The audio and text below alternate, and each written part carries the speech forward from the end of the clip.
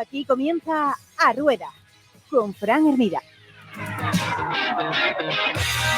¿Qué tal, seguidores de A Rueda? Muy buenas, bienvenidos. Aquí seguimos una edición más de A Rueda. En esta ocasión solo ha habido que esperar 7 días para que sacásemos un nuevo capítulo. Ya sabéis, habitualmente esto es un podcast quincenal, pero como teníamos deberes pendientes, venga, ahí van.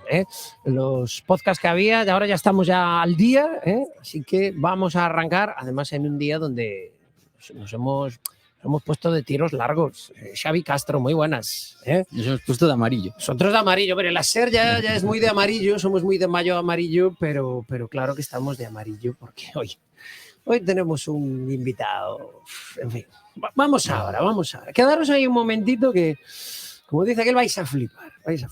Eva Castro, ¿qué tal? Muy buenas. ¿Qué tal? Buenas, ¿cómo estamos? Es la seleccionadora más hippie del panorama europeo. Ella va por el mundo con su furgo. No sé si lleva tabla de surf, bicicleta para tirarse por ahí. Bicicletas. Ahí la tenéis, entrando en directo, ahí en su furgo, ha abierto el portón. Trabajando aquí a tope. Ahí está, y además esto es lo bonito de la radio, que ahora se puede hacer radio prácticamente desde cualquier sitio. Saludamos también al jefe de filas del podcast, el patrón Ezequiel Mosquera. ¿Qué tal? Muy buenas. Muy buenas. Ya tienes otra cara, que no el domingo por la tarde de O Gran Camino que te llegaban las ojeras a las rodillas. Me siento importante ahora como jefe de filas de Carlos Sastre. Hombre, eso lo pueden decir pocos. ¿A que no sabéis a quién tenemos de invitado? Vale, sí. Bueno, pues efectivamente, Ezequiel, dentro de un ratito vamos a hablar algunas cosillas relacionadas con O Gran Camino. Nosotros ya el otro día estuvimos con algunos temas y tal, pero en un ratito vamos con eso, porque tenemos invitado, como decíamos, invitado especial, así que vamos con...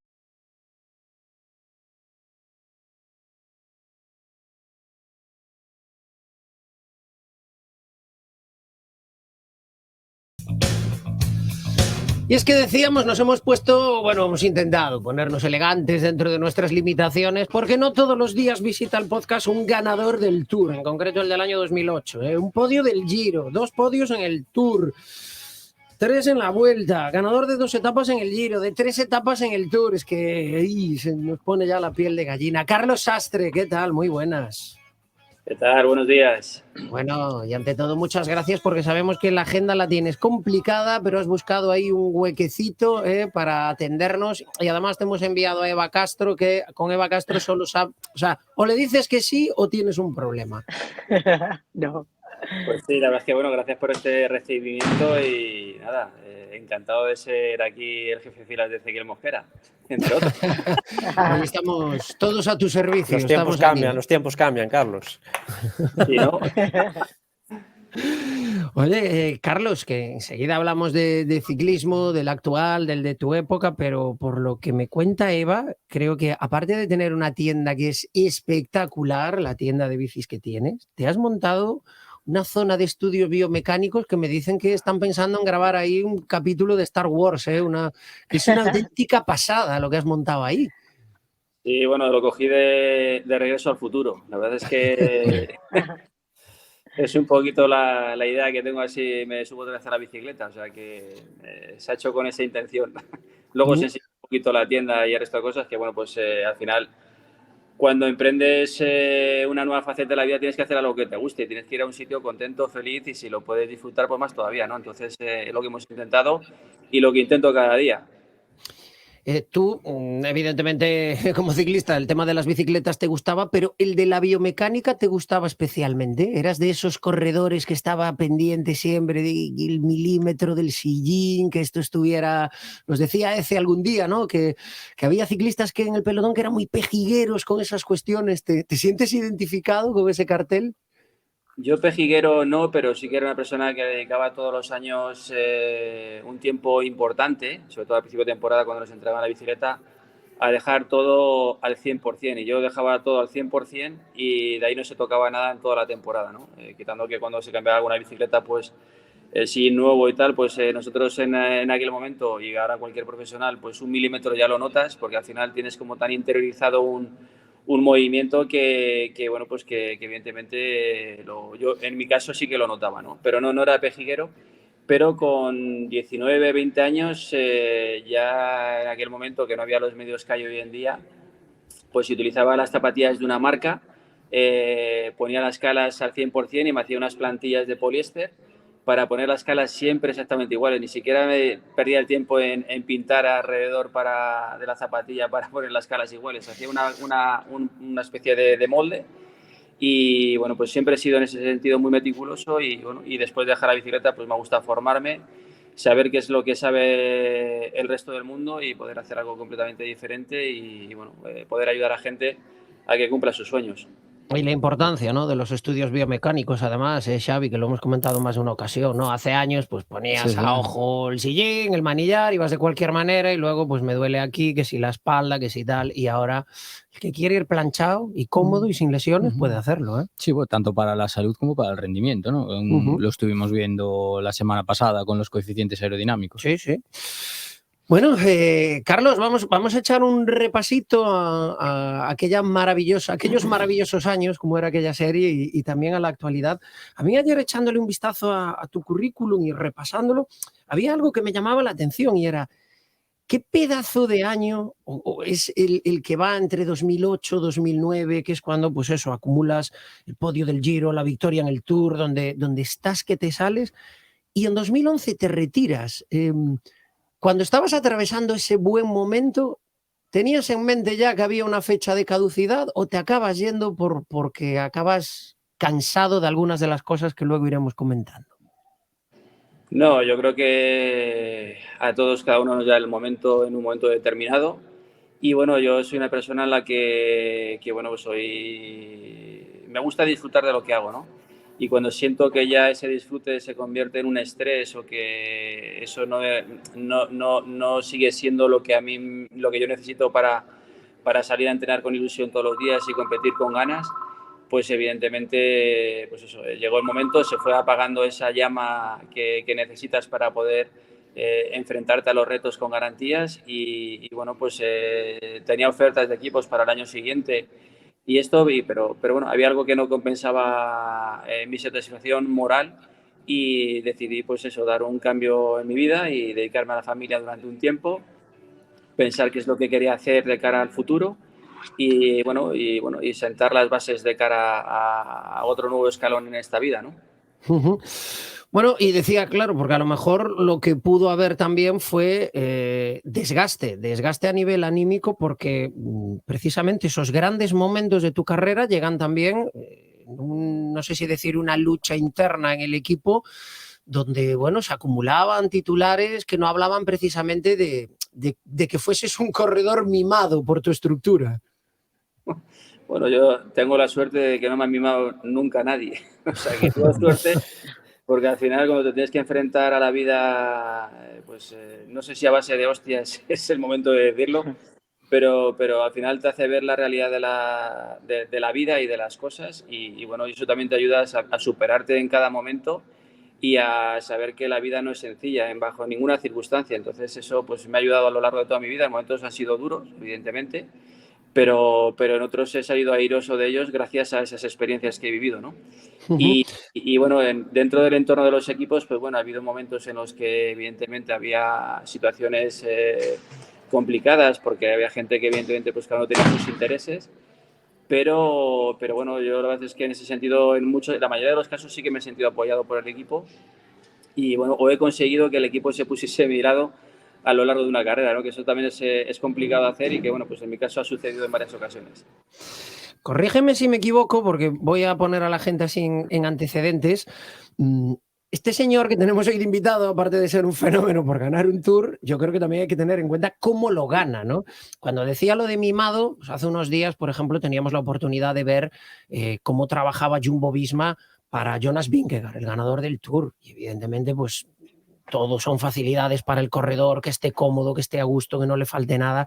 En aquel año donde gana el Tour Carlos Sastre en 2008, y esto lo cuenta alguien que estuvo dentro, como fue Kurt Asle Arvesen, Carlos Sastre es como un equipo dentro del CSC.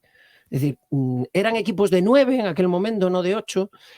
8 se van a hacer el Tour de Suiza y Carlos Sastre se va a la Dauphiné. Entonces, cuando llegan a empezar el Tour, 8 vienen de estar haciendo convivencias y uno viene de estar a otra cosa. Y luego, encima, lo que narra de lo que sucede durante el Tour Arvesen es que el equipo iba por un lado y que, no voy a decir que le hicieran bullying ni nada por el estilo, pero vamos, que a Carlos Sastre lo tenían así un poquito de lado. Corrígeme si me equivoco, ¿es así, Carlos? Bueno, hay un punto importante que sí, pero bueno, yo creo que las palabras de Kurt Asle Arvesen se mal tradujeron o se malinterpretaron, porque el pobre me llamó enseguida al ver aquellos comentarios y tal, y claro, que yo no he dicho nada de esto, te lo juro. Además, Kurt Asle Arvesen era mi compañero de habitación en aquel inicio del Tour. Es cierto que todos ellos venían de hacer el Tour de Suiza. Y es curioso porque cuando ellos estaban haciendo el Tour de Suiza, yo estaba entrando allí con Bjarne Riis. Después del Dauphiné me fui a ver las etapas del Tour y estábamos en Suiza. Y uno de los días, o en el día de la etapa de montaña, que Fran Schleck además tuvo una caída, nosotros hicimos, después de 6 horas de entrenamiento, hicimos el último puerto que ellos hacían, lo hicimos en bicicleta y lo hice haciendo Transmoto después de 6 horas de entrenamiento. Entonces, por la tarde, pues estuvimos en casa de Riis, pues viendo la etapa y él cogió el tiempo del puerto de la Vuelta a Suiza y tenía el tiempo que yo había hecho por la mañana. Y después de subir el puerto, me mira así, porque Bjarne tampoco era una persona muy que hablaba mucho, me mira así, me sonríe. Digo, ¿qué esto le pasará a este hoy? Que me sonríe. Dice, Carlos, ¿sabes que has subido 20 segundos más deprisa que los 2 primeros? Digo, pues no lo sabía. Dice, digo, pero es que tampoco hemos subido a tope. Y dice, ya, por eso me río. Yo creo que las pocas veces que se ha reído en mi presencia, siendo normal. Y entonces, él sabía perfectamente que su hombre para el Tour era yo. De hecho, todas las reuniones que tuvimos antes del Tour, él lo dejaba claro, ¿no? Es cierto que al principio sí que había una incertidumbre importante, pero bueno, según fueron pasando los días y tal, al final los ciclistas no somos tontos. Aquí se puede comentar bastantes cosas también, ¿no? Cuando tú ves el pedaleo de uno y ves el pedaleo de otro, pues al final sabes cuál es la rueda buena y cuál es la rueda que no es tan buena. Entonces, los compañeros poco a poco se fueron posicionando donde creían que tenían que estar, fueron haciendo su trabajo como lo tenían que hacer, y yo pues tenía 2 gregarios de lujo como era Kurt Asle Arvesen o como era Fabián Cancellara, y al que luego se unió también lo diré, el australiano, bueno, se me ha ido ya la edad. Esto es las cosas que tiene el directo y la edad. Bueno, Stuart O'Grady. Entonces ya se fueron posicionando, y la verdad es que me daba igual donde estuviese en el pelotón. O sea, da igual que estuviese atrás, que estuviese en el medio, que estuviese... O sea, siempre me iban a buscar, y cuando había un momento de tensión importante, allí me sacaban para adelante y me ponían donde tenía que estar. O sea, que no me faltó prácticamente nada en aquel Tour, en ese sentido. Carlos, al final, la sensación que tuvimos muchos de aquel Tour, por eso está bien hablar con los protagonistas, es que cuando das el hachazo en Alpe d'Huez, en esa etapa donde consigues hacerte con el maillot y finalmente con el Tour, la sensación, insisto, que teníamos muchos era que mientras Fran y Andy Schleck iban debatiendo, bueno, a ver quién la monta aquí, a ver quién la hace, tú atacaste desde abajo y dijiste, mira, yo voy yendo y luego ya en meta ya hablamos. Bueno, aquel día era la última etapa de montaña realmente importante del Tour, y llegaba después de varios días de otra etapa anterior que había sido realmente muy dura, que tenía en Jousiers, con 2 puertos por encima de los 2.600 metros, y la gente pues ya estaba cansada de la etapa 17, y evidentemente pues sabíamos que si queríamos ganar a Cadel Evans, que era a priori mejor contrarrelojista que nosotros, teníamos que sacarle una ventaja importante. Y bueno, pues una de las premisas que hubo para aquella etapa es que había que arrancar abajo en Alpe d'Huez. Entonces yo le dije a Fran 2 veces que arrancase, no quiso arrancar, y le dije, pues I go, yo voy. Y arranqué la primera vez, que bueno, pues no fue todo lo bueno que queríamos, porque se vino Menchov conmigo, Pero sí que empezó a hacer así algo raro y tal, y lo intenté la segunda vez. Entonces, cuando se abrió ya Menchov, dije, ahora sí, ¿no? Entonces, en aquellos primeros 4 kilómetros, la verdad es que fue complicado porque las diferencias arrancaban por detrás, no subían de 25 segundos, pero según pasó el kilómetro 4 de ascensión, pues era cada poco tiempo, 15 segundos más, hasta los 2 minutos y medio que llegué a tener, ¿no? Entonces, pues aquello, pues luego evidentemente hablamos arriba en meta, porque durante la subida nos fue bastante complicado hacerlo. Ece fue espectacular. Pegó el hachazo, dijo, nos vemos en meta, que yo tengo prisa, y insisto, la sensación que quedó a mucha gente es que se habían quedado con un palmo de narices. Claro, no iba a ir Carlos por delante y los Schleck tirando por detrás, tuvieron que esperar a ver si el español le da a la pájara, pero no le dio.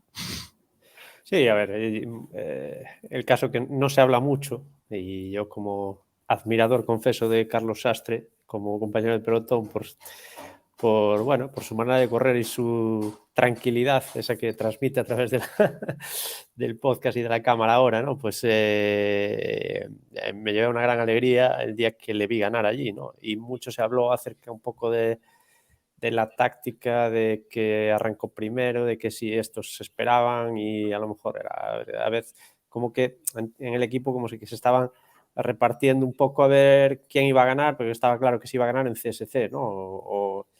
Y nadie habla de que lo que estaba hablando él ahora, que no sé cuántos kilómetros, en un momento exacto llegó a tener 2 minutos y medio de margen, que eso es muchísimo en su vida. O sea, Carlos era el más fuerte a todas luces. O sea, no era una cuestión de que táctica, que también, ¿no? Un poco esas cosas que hay dentro de los equipos que muchas veces no conocemos, pero que las hay en todos. Pero lo evidente, lo que se veía desde fuera como ciclista es que iba como una moto, o sea, iba como un tiro. Entonces no ganó porque sí, o porque ganó porque era más fuerte, ni más ni menos. Y en aquella subida lo demostró por el propio Menchov, ¿no? Menchov, todos sabemos lo que anda Menchov, y que te salga Menchov a rueda y que haga aguas al poco rato, eso quiere decir que bueno, sí. que ganar un tour es ganar un tour. Exactamente. Lo digo con envidia sana. Que no lo gana cualquiera. Nos decías, Carlos, que tu excompañero Arvesen, que te había llamado para aclarar esas manifestaciones que hizo, ¿te llamó en algún momento Armstrong? Porque también hay unas declaraciones donde suelta aquello de: me decidí a volver al ciclismo cuando vi que el Tour lo ganaba Carlos Sastre, que, hombre, como elegantes no le quedaron, ¿eh?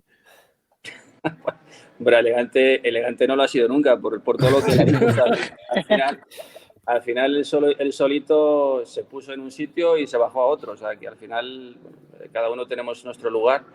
Y en esta vida, al final, cuando tú quieres algo o deseas algo y no lo consigues, pues al final tienes una pataleta de niño pequeño, ¿no? Y hay mucha gente que por desgracia le pasan ese tipo de cosas. Entonces, al final él llegó cuando yo gané el Tour, y yo lo dejé cuando él volvió a la bicicleta, cuando él volvió a correr en bicicleta. Entonces, estamos los dos iguales. Bueno, estáis iguales, o yo diría, o no, porque tú lo ganaste de manera distinta como los ganó él. Sí, al final la gloria la puedes conseguir en un día, pero el prestigio necesitas toda una vida entera para conseguirlo, ¿no? Él ha conseguido la gloria, pero el prestigio no lo tendrá nunca. Entonces, al final, ya o sea, da igual donde estés, lo que consigas, el camino hay que recorrerlo siempre con honestidad. Y sobre todo, bueno, aunque cometas errores en la vida, sobre todo no presumir de ellas, ¿no? Y hay mucha gente que comete el error de que encima de que estás cometiendo errores, presumir de ellos. Entonces yo creo que eso es lo que realmente hace daño a las personas, y hay veces que pues estar calladitos nos viene mucho mejor a todos, ¿no? Pues poco más se puede añadir, desde luego.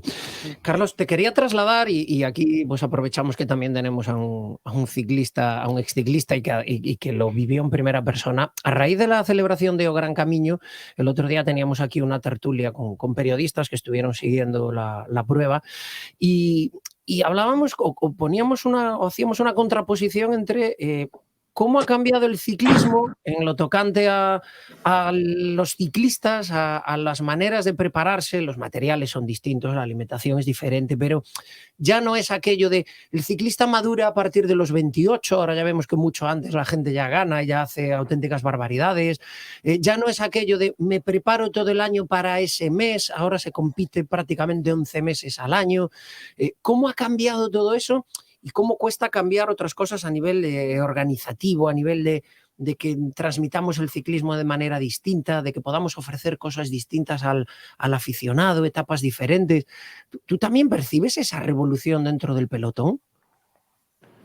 Sí, evidentemente, antes decíamos que la madurez de un ciclista llegaba con 26 años y hoy la madurez de un ciclista, pues, no sé si ya No están se con sabe. 12 años.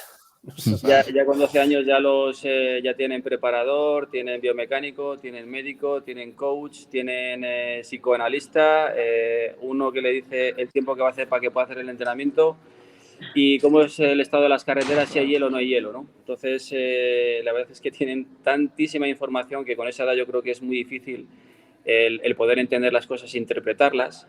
Tienen el conocimiento, pero no tienen la experiencia. Entonces, yo creo que en muchos equipos lo que me da pena es bueno, pues que mal utilicen el talento como se está haciendo, ¿no? Al final yo creo que el deporte de alguna manera se ha convertido en números. Cuando ese número es rentable, le tienen el tiempo que sea, y cuando deja de ser rentable le tiran a la basura y ya cogeremos a otro que viene que nos sacará de la situación en la que estamos, ¿no? En ese sentido creo que el deporte, por desgracia, tiene el mismo rumbo que la sociedad. Y bueno, yo creo que hostias, las cosas cuando las saboreamos de manera lenta, como era el caso de Ece y el mío, posiblemente que llegamos a nuestra madurez deportiva pues prácticamente por encima de los 30 años y que bueno, pues que al final lo ves con una serenidad y con una calma que con 18 o con 19 años pues no lo llegas a ver. La verdad es que bueno, pues ya hubo una época hace años en las que vimos a una Eugenie Bersin que despuntaba en el Giro de Italia con muy poquitos años. Vimos a un Jan Ullrich que despuntaba en el Tour de Francia también siendo muy jovencito. Y Tom Bonen, hemos visto muchos deportistas, ¿no? que han madurado muy pronto y que bueno, pues que consiguieron triunfos a edades tempranas, ¿no? Pero también vimos que a edades tempranas también tienen que dejar de montar en bicicleta y que su vida también pues ha pasado por diferentes altibajos o ha sido como una montaña rusa, ¿no? Es difícil siempre la retirada con una edad ya de madurez importante. Pues imagínate cuando estás a lo más alto con 20 años y cuando antes de llegar a los 30 ya no estás allí, ¿no? Esa parte creo que bueno, todos nos lo teníamos que hacer mirar un poquito y yo creo que habría que poner unos límites importantes para que los deportistas a todos los niveles se les ayude y evidentemente, o sea, yo creo que la información que tenemos hoy en día, sabiéndola utilizar, lo que vamos a permitir es que ese deportista tenga una vida mucho más longeva y que joder, pues sacarle rendimiento en vez de 5 años, si se lo podemos sacar en 15 años y que esa persona cuando termine su carrera deportiva se pueda integrar a la sociedad de una forma natural y no forzada por otras circunstancias, yo creo que sería importante. Pero yo creo que va todo demasiado deprisa o sea, a mí personalmente me da pena porque se están perdiendo muchísimas cosas en el camino que hacían que este deporte pues llamase mucho más la atención de lo que está llamando hoy en día. Y es cierto que el Tour de Francia que hemos vivido el año pasado con la batalla que ha habido ha sido espectacular, pero yo desde fuera estratégicamente creo que todos los equipos han fallado. Ha ganado posiblemente el corredor más fuerte. Yo creía, porque vi que, por ejemplo, Pogačar hacía cosas raras, quiso apostar por todo y falló en 2 ocasiones, en 2 pruebas que para él eran sumamente importantes y vi que eso no le veía bien y empezó el Tour muy nervioso.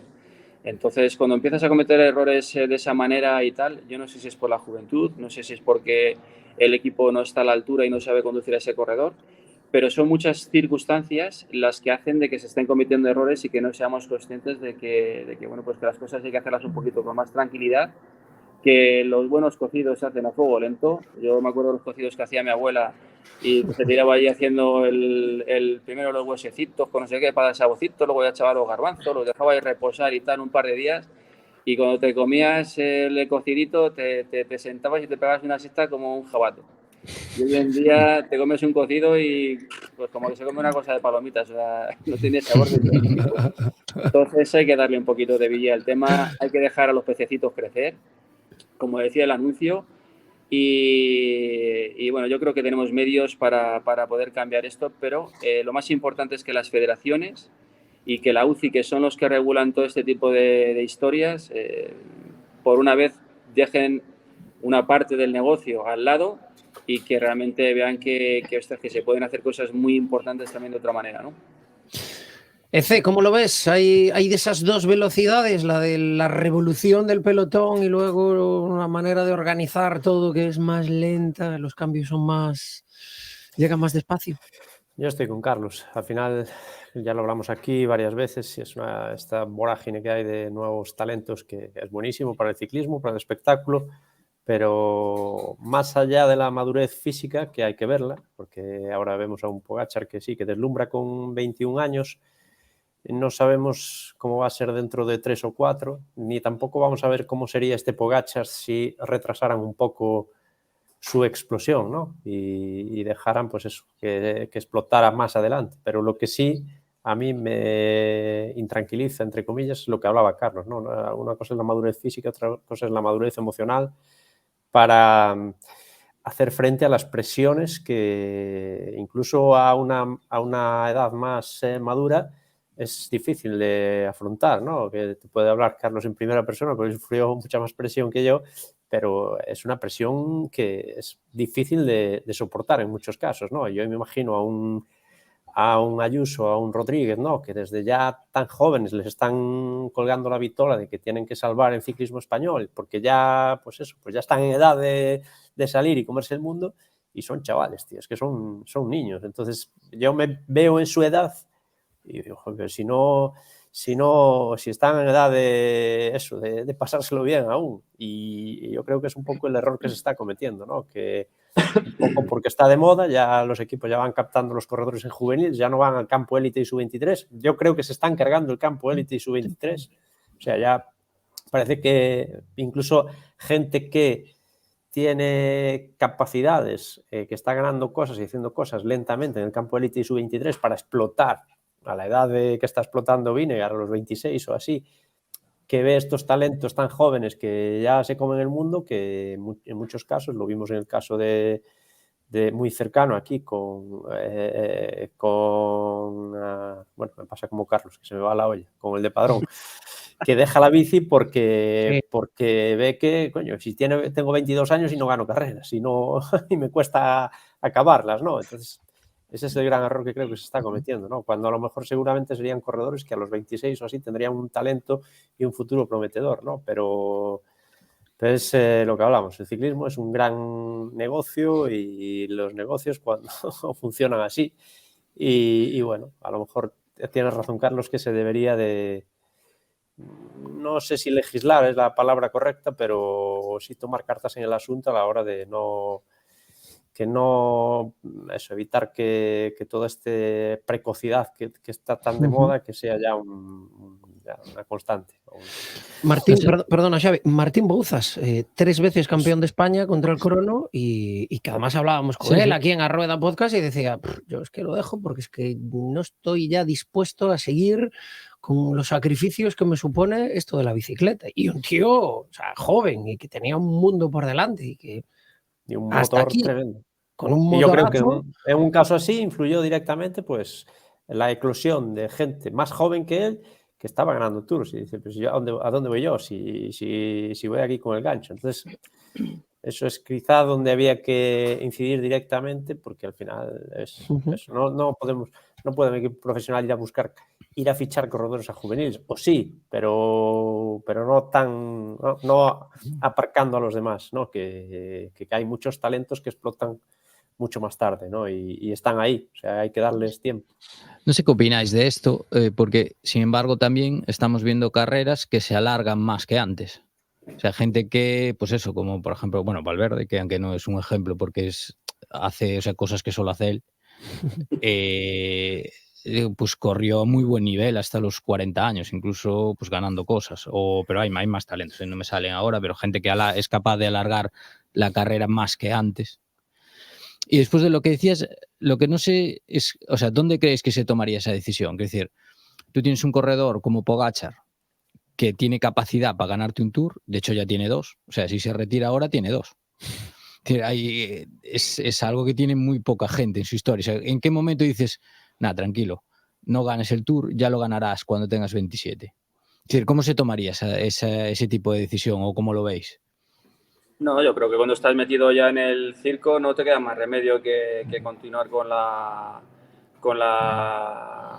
vorágine, ¿no? O con la marea, en ese sentido. Pero lo que es cierto es que a nivel de lo que yo veo, al final, es que muchos managers y mucha gente pues prefieren tener chavales jóvenes sin experiencia para llevarles en la dirección que ellos quieren, ¿no? Pero yo te digo una cosa, y me duele decirlo, porque Pogačar, o sea, a la forma de correr que tiene, me parece tan sumamente espectacular y me parece un corredor con un talento tan sumamente brillante que aunque gane, tenga un palmarés en estos 3, 4 a 5 años que está al máximo nivel, como que tenga un palmarés bueno, pues que a lo mejor hubiese conseguido con 26 o con 28 o con 30 años, cuando ves que se le ha esto, que no se me malinterprete, yo sé que alguno va a decir, joder, este tío no sabe lo que dice, o sea, que se le malutilice o que se le utilice de la manera que se está utilizando.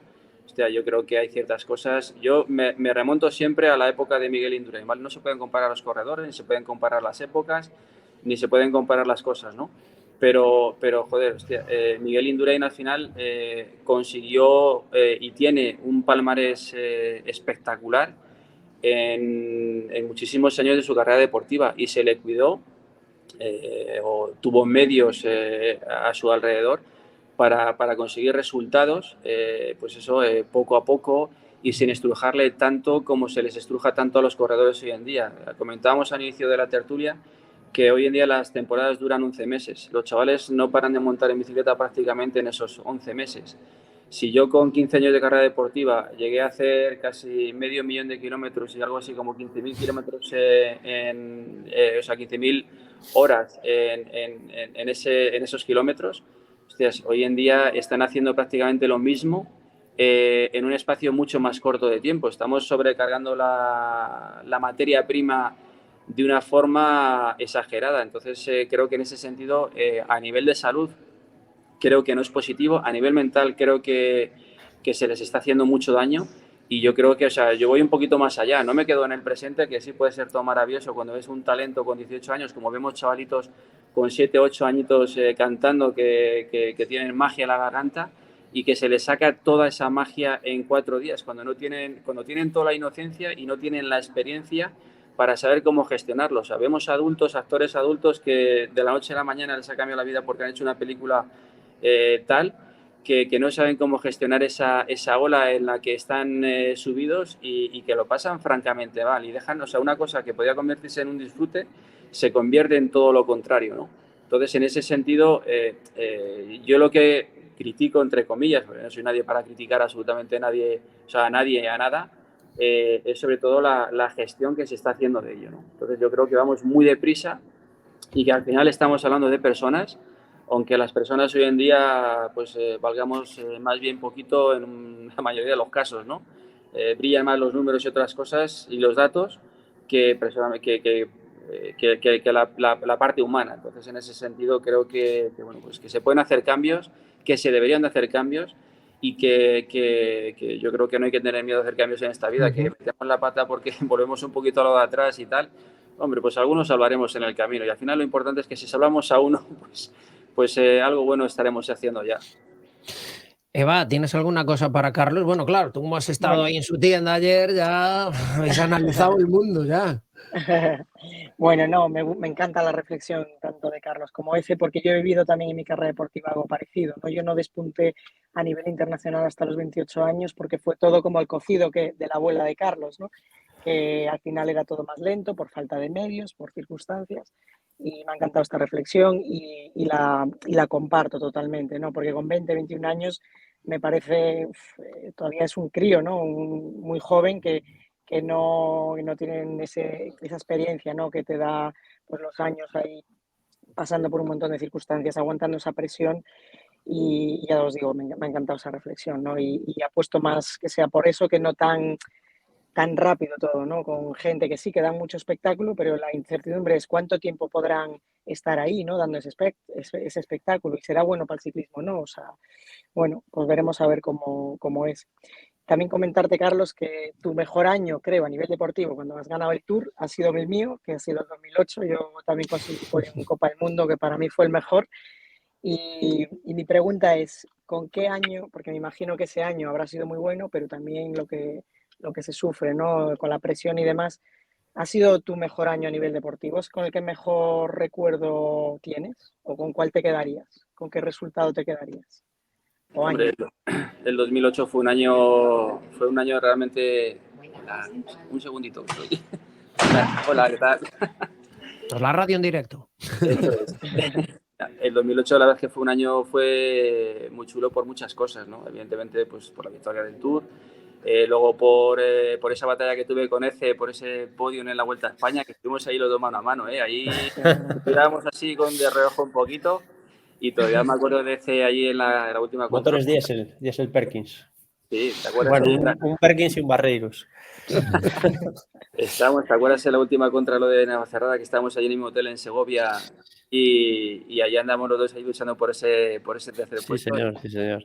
Y la verdad es que hemos sido rivales, pero admiradores el uno del otro, ¿no? Porque yo quiero, perdón que no te conteste al 100% la pregunta, pero sí quiero hacer un inciso aquí con Ece porque me parece, es un poco enganchar un poco lo que estábamos hablando de la reflexión, ¿no? O sea, el terminar tu carrera deportiva como termina en muchos casos, justa o injustamente, el reconducir tu vida de la manera que lo ha hecho Ece y lo que está haciendo ahora mismo, pues que al final el ciclismo le quitó muchas cosas y él está dando muchas cosas al ciclismo.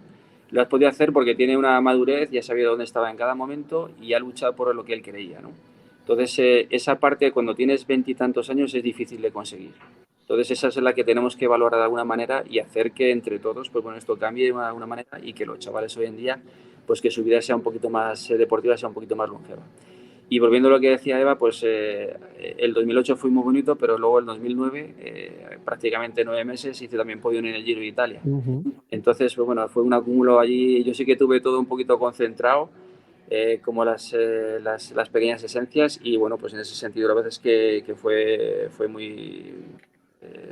un año, pues yo creo que inolvidable en todos los sentidos, sobre todo por los resultados deportivos, ¿no? Luego las experiencias pues fueron también todas muy acumuladas en muchas circunstancias y bueno, pues dejas también de disfrutar porque al final estás metido en un montón de historias que al final te impiden ver un poquito más allá del bosque, ¿no? Y eso es complicar muchas circunstancias.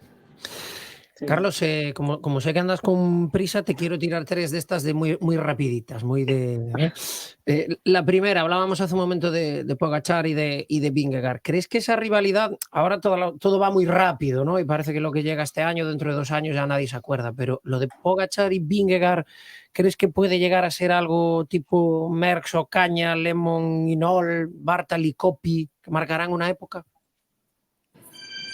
Va a ser una época pero más corta. Yo creo que esa rivalidad es muy buena, pero se van a unir nuevos candidatos al Tour este año que van a hacer que la carrera esté más abierta de lo que todos podemos llegar a imaginar. Pidcock ha dado un pasito hacia adelante, el otro día ganó la Strade Bianche, Vingegaard sigue mostrando que está a un gran nivel, Pogačar está a un gran nivel, pero fíjate, creo que hay ciertas cosas que no le dan la tranquilidad que él necesita y cuando pierdes un Tour, volver a ganarlo es complicado, porque es una carrera difícil de gestionar. Y si estás nervioso, esa parte te lo impide. Luego vemos a un Renko Evenepoel, que posiblemente el Tour no sea la carrera que más le pueda ir físicamente, pero nadie apostaba por él en la Vuelta a España y la terminó ganando. Y a lo mejor no es un candidato a ganarla, pero sí a desestabilizarla. Tenemos a un Egan Bernal que posiblemente este año y pico que lleva después del accidente que sufrió le haya ayudado también a recuperarse física y emocionalmente. O sea, que puede ser un nuevo candidato que pueda estar también en la pomada por esta carrera. Entonces, estamos viendo que hay corredores jóvenes, y hablamos de corredores jóvenes, que van a hacer que la carrera no sea de dos, que sea de alguno más y que bueno, pues que al final el equipo porque la estrategia, cuando los equipos tienen menos componentes, como es el caso que tenemos hoy en día y vimos el año pasado que cuando hay caídas, hay problemas y tal, y los compañeros empiezan a faltar, tácticamente empiezas a sufrir. Entonces, el hacer las cosas de una forma ordenada hace bueno, pues que te pueda llevar el gato al agua. La segunda, un nombre propio, Bjarne Riis. ¿Os felicitáis las fiestas y os llamáis de vez en cuando, tal, o no sabes mucho de él? Yo es que de fiestas, como no he tenido fiestas nunca, no se las felicito ni a mi familia. O sea que soy un auténtico desastre, ¿no? Pero he coincidido con él en varias ocasiones y siempre la gente que nos conoce dice, es que habéis sido como un matrimonio. O sea, no podéis estar ni juntos ni separados. La verdad es que Bjarne yo le quiero un montón. O sea, yo he sufrido mucho con él, igual que sufrí con Manolo Sainz. Pero son personas de las que guardo un grandísimo recuerdo y a mí me abrieron las puertas de su casa o Bjarne Riis me abrió la puerta de su casa sin conocerme y eso se lo agradeceré toda la vida. Y la última ya, no quería acabar esta entrevista sin sacar un tema encima de la mesa que es alguien que también nos ha emocionado muchísimo a los seguidores del ciclismo, ¿no? Tu cuñado, el tristemente desaparecido Chava Jiménez. Hay muchas maneras, ¿no?, de pasar a la historia del ciclismo. Lo digo porque estábamos ahora hablando pues, de gente como Pogačar, como Vingegaard, que parece que son auténticas máquinas, tal. Y yo creo que un tío como el Chava pasó también a la historia, a la memoria de los que le gustan el ciclismo, aun siendo pues un ciclista que había etapas donde decía, hoy no es mi día, bajaba el pistón y no estaba, pero los días que estaba, cuidado, eso nos ha quedado ahí para siempre. Chava es genio y figura, ¿no? Yo le tengo presente pues prácticamente todos los días de mi vida, porque cuando tienes la suerte de compartir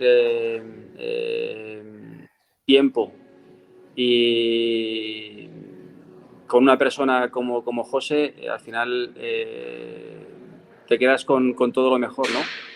Y yo, José, me hizo vivir cosas muy buenas y también me hizo vivir cosas muy malas.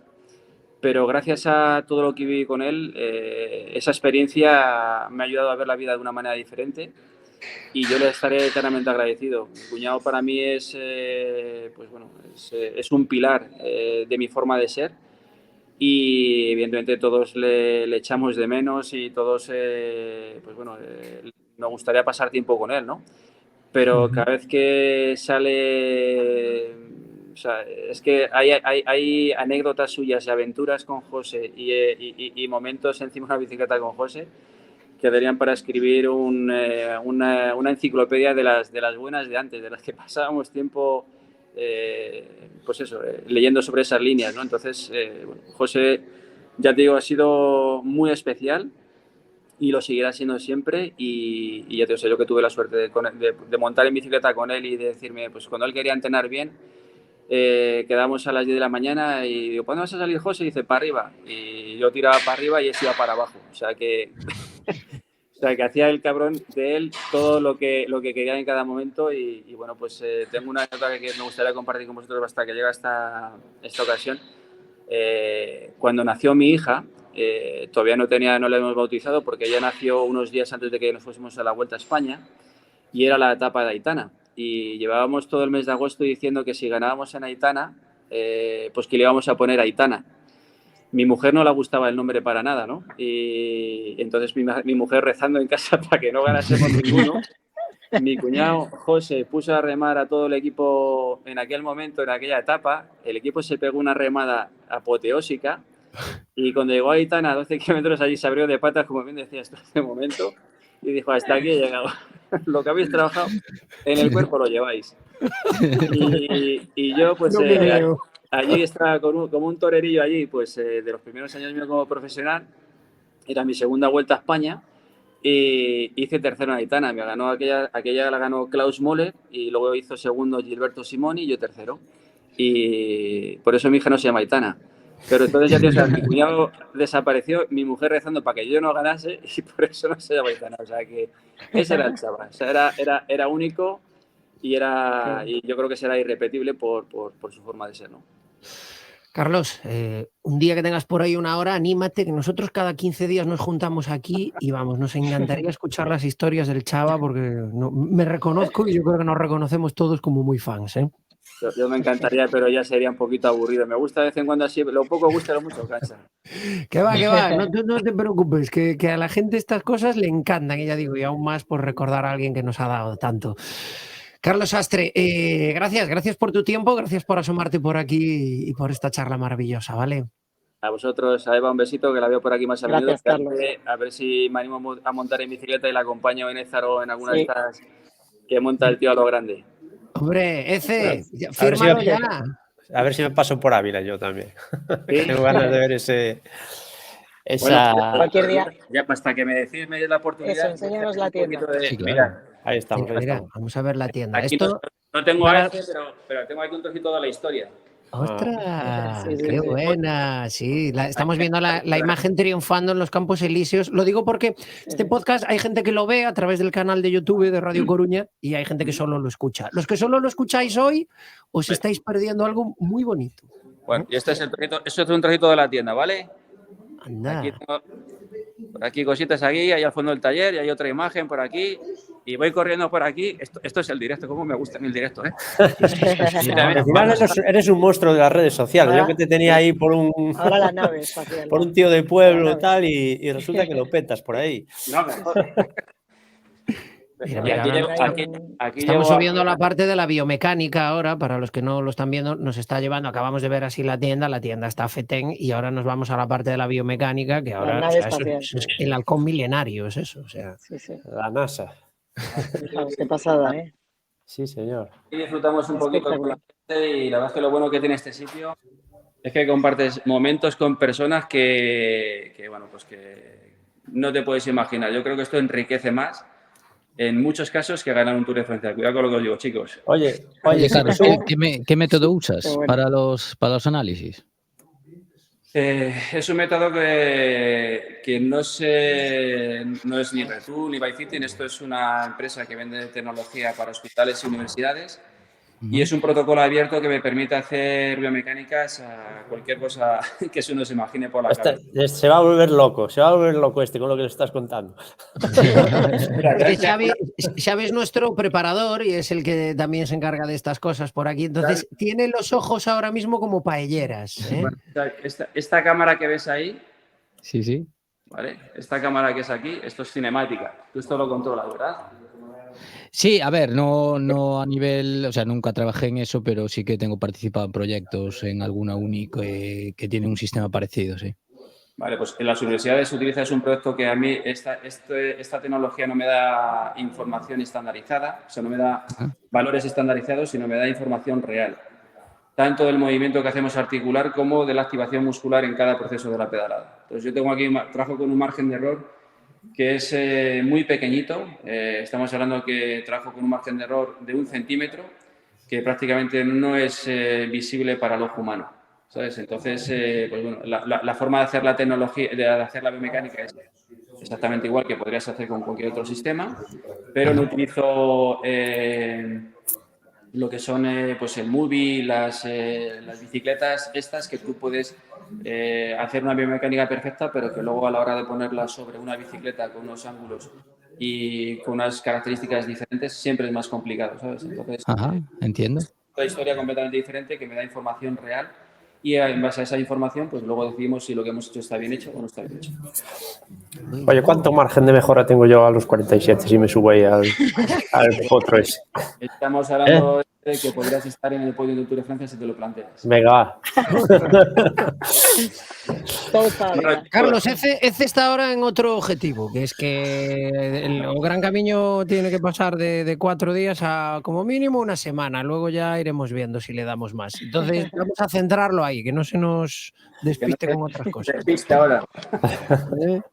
Bueno, Bueno, Carlos Sastre, lo dicho, gracias por abrirnos, nunca mejor dicho, las puertas de tu casa y las puertas de tu memoria. Y cuando quieras, aquí estaremos, ¿vale?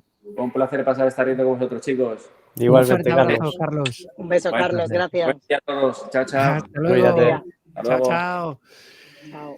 Bueno, si es que qué regalos de la vida, regalos que nos trae también Eva Castro, que ha sido la que nos ha gestionado ahí la entrevista. Eva, te vamos Muy a doblar buena el persona, sueldo, Carlos. oye. Te vamos a doblar el Sí, sueldo.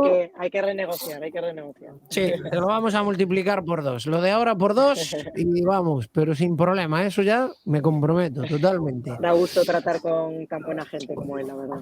Jolín, tanto Ayer que cuando sí. se lo dije, ni lo dudó, o sea, dijo a tope. ¿Y está Ece también? Así le saludo. Y eso que muchas ganas me de consta, saber de él. me consta que de tiempo anda el Anda muy hombre. ajustado, claro, fijaos que ahí entraba gente en la tienda y además que todo. Y le pega a todo, por lo que me contó, se le Le pega a pega todo.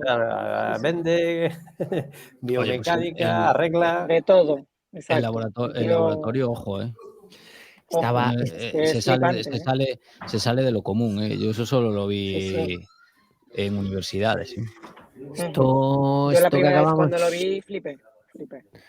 No es fácil, O sea, no es fácil hacer eso, Estaba No, y Xavi, vamos, se le veía abrir los ojos como pocas veces. Sí. Esto, vamos, un Acaba de subidón. romperle todos los esquemas como un castillo de naipes. Dice, tengo que empezar de cero. Mejor es que yo Sí, lo sí. conozco a Xavi y estaba diciendo, yo quiero eso. Yo quiero eso, me lo pido. Eva, es que de verdad nos postramos a los pies de Carlos porque era para 20 minutos y como que hemos estado 50. 50 Pero minutos. es que Nos ha hecho el programa, él da gusto. La verdad que ha quedado un programazo. A mí yo lo he pasado súper bien y escuchando tanto a Carlos como a Ece. Me identifiqué en muchos momentos con ellos, aunque yo en otra disciplina y me llegué a emocionar y todo. O sea, me ha encantado, la verdad. Bueno, tú también andas apuradilla, que estás ahí vendiendo Cannondales en toda España. Sí, yo así tengo que entrar ahora a una tienda, así que os voy a dejar a seguir trabajando. Pues nada. un poquito. Eva, muchísimas gracias. Un beso grande. Hala, se nos ha quedado congelada, claro, con la puerta abierta. No está este mes de febrero para estas cosas. Bueno, Ece, qué fenómeno, Carlos Sastre. Admirado por la mayoría en el pelotón. O sea, sabes que en el pelotón hay gente de todo tipo, de todo pelaje y condición, pero este es un tipo de pueblo que bueno, afortunadamente yo tuve el placer de compartir pelotón con él.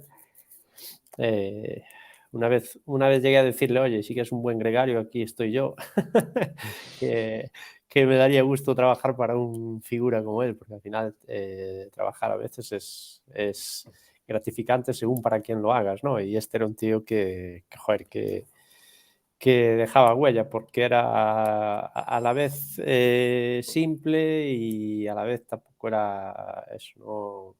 Era un tío agradable, pero a la vez decía lo que pensaba, ¿no? Lo que no era de los que se guardaba nada, y de esa gente la verdad es que no abunda en el pelotón. Y él, aparte de bueno en lo deportivo, era un tío, un respetable y respetado Carlos Sastre.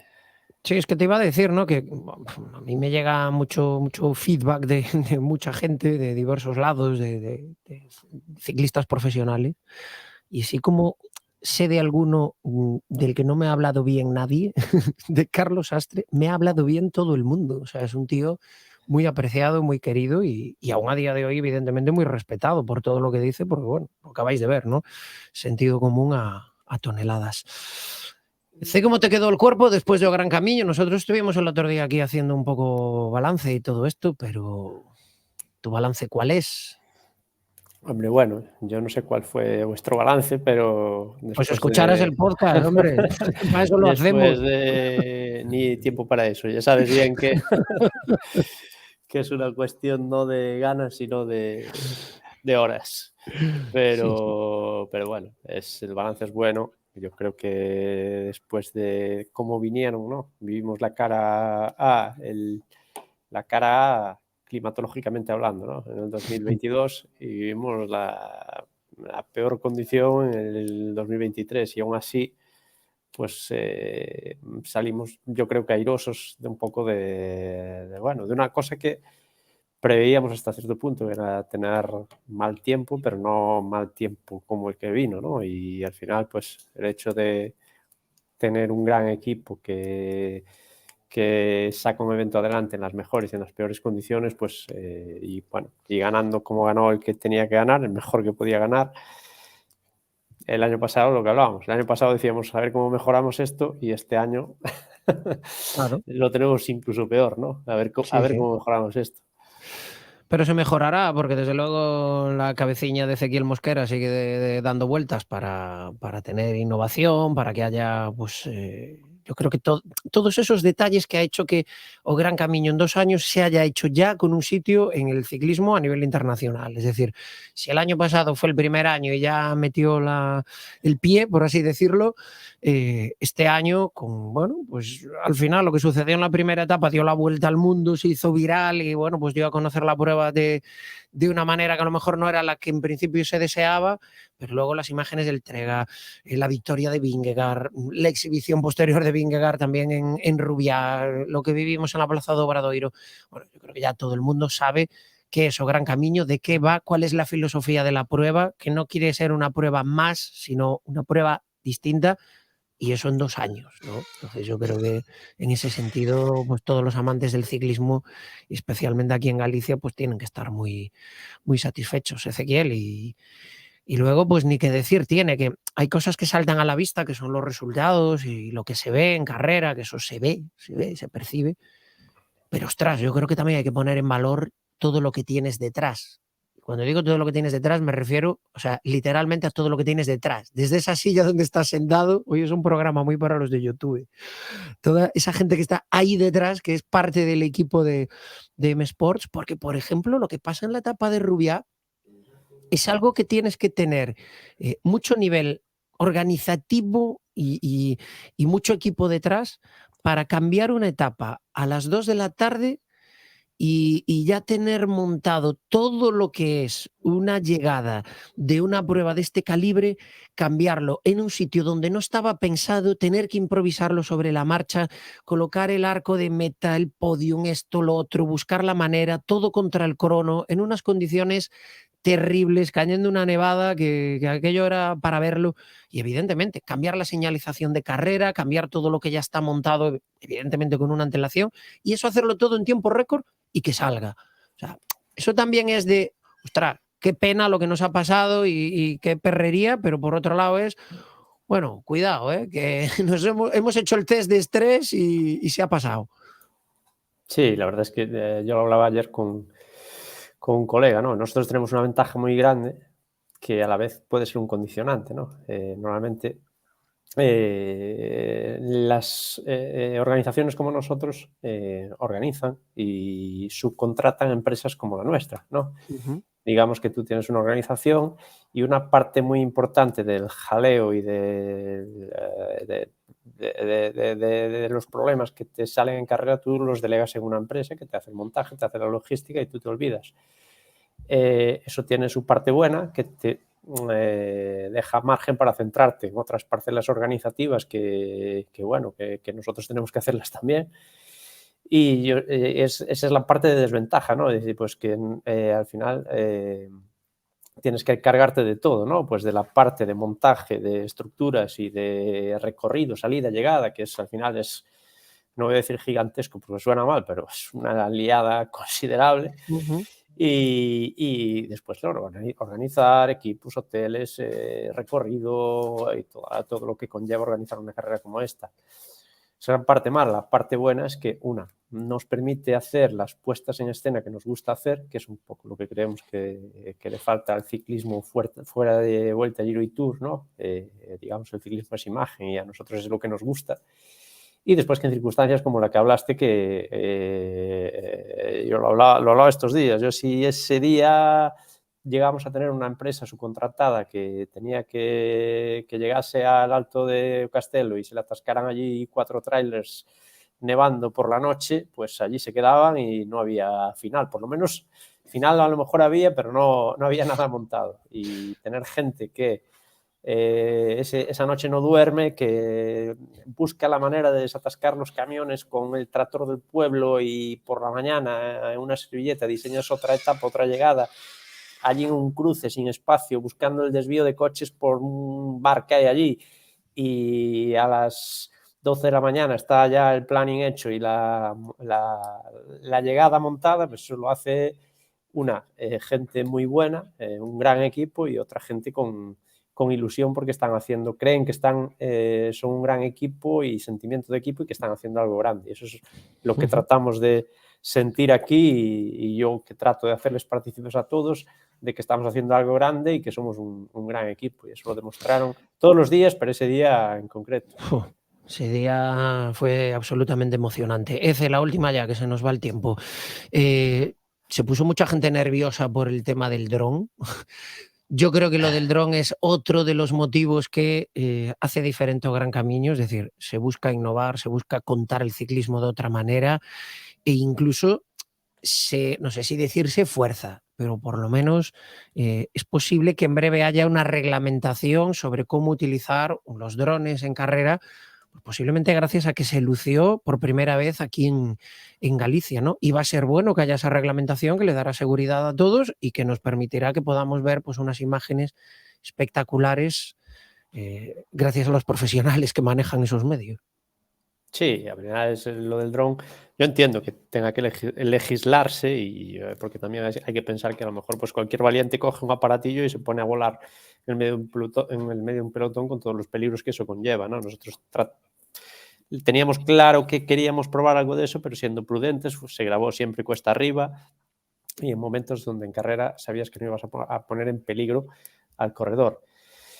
¿Que son tecnologías que vienen para quedarse? Sí, no sé el tiempo que tardarán en entrar en el mercado al 100%, que tendrán que legislarlo también, pero que es el futuro, es el futuro. Yo siempre digo que yo sueño o veo un futuro con, no sé, con cámaras on board en directo, no las que vemos ahora grabadas, que es imposible hoy día hacerlo en directo por peso, pero sueño, eso tiene que ser ya, y a lo mejor con drones pequeñitos como moscas que vayan al medio del pelotón y se vea cómo es un pelotón en realidad, que lo que vemos ahora en imágenes de helicópteros no se ve el estrés, el pelotón parece aburrido, y no lo es, aún en las etapas ya, o sea, lo que hay dentro del pelotón, si se ve, sorprendería a muchos, ¿no? Entonces ahí eso es el futuro que le queda, y que para bien al ciclismo, ¿no? Que se vea el ciclismo de otra perspectiva o inmersiva, como decía ayer Juan Antonio Flecha, que nos mencionó en la París-Niza como a favor de obra, ¿no? Es decir, coño, estas son las cosas que le hace falta al ciclismo y nosotros lo creemos, y lo que esté en nuestra mano y podamos hacer por normativa o por presupuesto, trataremos de hacerla siempre que podamos. Bueno, y desde luego que hay que contarlo de otra manera, porque como tú dices, los casi 200 que van en el pelotón saben cómo es la vida del pelotón, pero ahora hay que intentar trasladarle eso a los miles, yo diría millones de seguidores del ciclismo que hay en todo el mundo. Hay que contarlo también de otra manera. Ece, pues nada, te dejamos. En 15 días nos volvemos a citar por aquí. Así que, aunque ya sé que ya estás pensando en O Gran Camino 2024, busca un ratito para asomarte. Muy bien. Hasta dentro de 15 días, entonces. Un fuerte abrazo, Ece. Gracias. Un abrazo. Chao, chao. Ezequiel Mosquera, el jefe de filas aquí de Rueda Podcast. Xavi, hoy te tengo que pedir disculpas porque me quedo sin sección. Xavi tenía su sección preparada, y además yo creo que, como se suele decir, lo que sucede conviene, porque el tema que has preparado no lo vamos a contar, pero con lo que tenemos pensado hacer para el próximo podcast yo creo que va a maridar a la perfección. Sí, estaba con esa idea, así que perfecto. Además, es que nos hemos puesto ahí a hablar con Carlos Astre para media hora, pero hemos tirado una hora porque ha sido maravilloso. Podríamos echar otra incluso. Vamos, lo que haga falta. Xavi, graciñas y disculpas. Un placer. Bueno, en la técnica ha estado José Antonio Martínez, el MVP de la técnica de esta casa. Bueno, pues ahí está, haciendo que todo suene bien y en su debido momento. y organizando el tráfico en carrera Fran Hermida. En 15 días, sí, ahora sí, en 15 días, que enseguida os acostumbráis a que no, la próxima semana no. En 15 días volvemos en A Rueda Podcast. Gracias por estar ahí.